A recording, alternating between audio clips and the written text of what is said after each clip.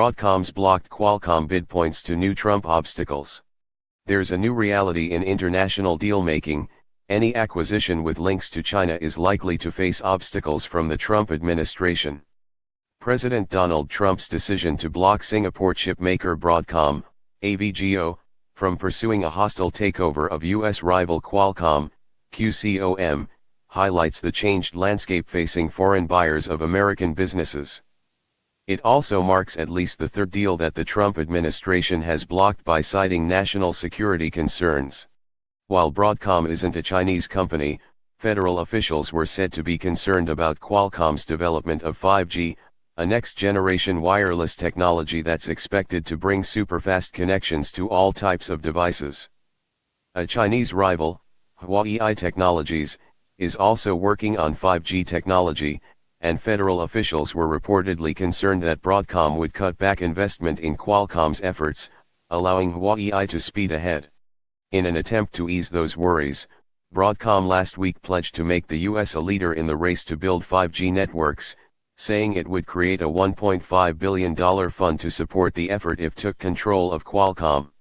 Mr. Trump's decision, announced late Monday, abruptly ends Broadcom's 4-month, $117 billion bid to buy Qualcomm, a deal that would have been the largest ever completed in the technology industry. In recent days, Mr. Trump has imposed tariffs on imported steel and aluminum, which affects China among other nations, and to accelerate the U.S. investigation into intellectual property theft by China, America's biggest trading partner.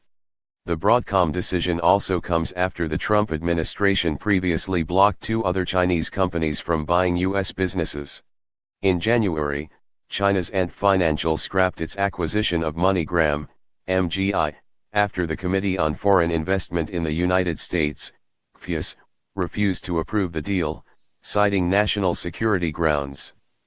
And in September, CFIUS blocked China's Canyon Bridge Capital Partners from a proposed $1.3 billion acquisition of the U.S. chipmaker Lattice Semiconductor, LSCC.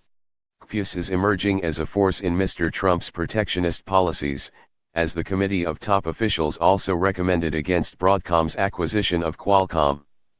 CFIUS, which reviews foreign purchases of U.S. businesses, comprises members of the State, Defense, Justice, Commerce, Energy, and Homeland Security departments and is led by Treasury Secretary Stephen Mnuchin.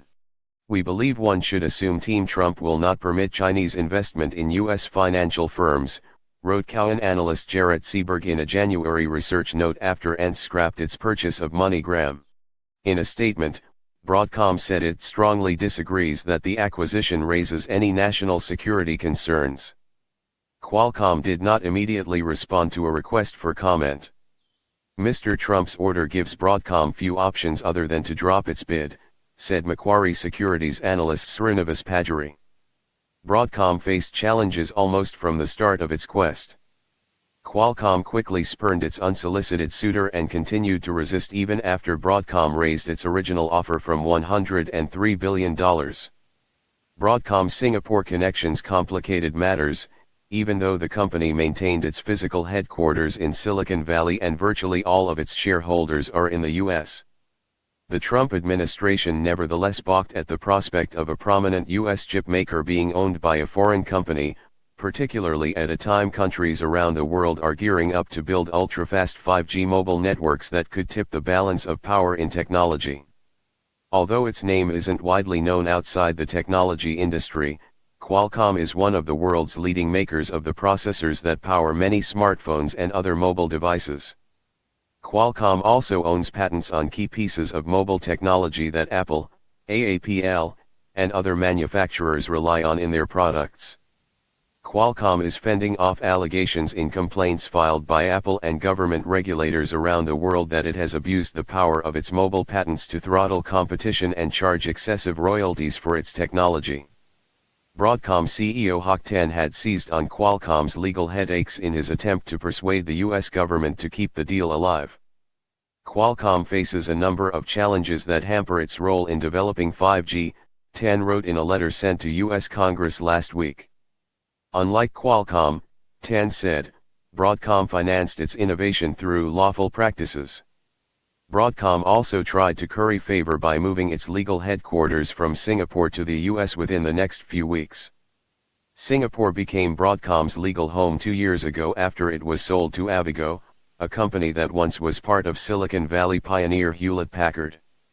Mr. Trump hosted Broadcom's 10 in the White House last year when the executive announced the proposed move.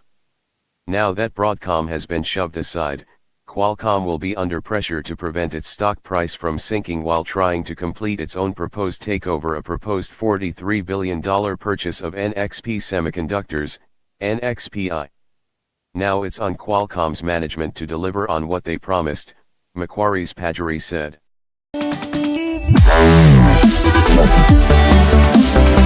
Wow.